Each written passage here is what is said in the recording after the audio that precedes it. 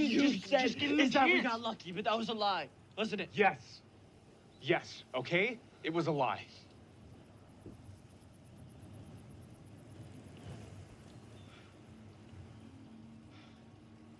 Look, that ship brought me to Earth. Landed here in Smallville, right? In those cornfields over there. I was sent here when my planet, Krypton, was destroyed. Krypton? Yes. And because I wasn't from here, I had certain powers. Your grandparents, they took me in. They raised me.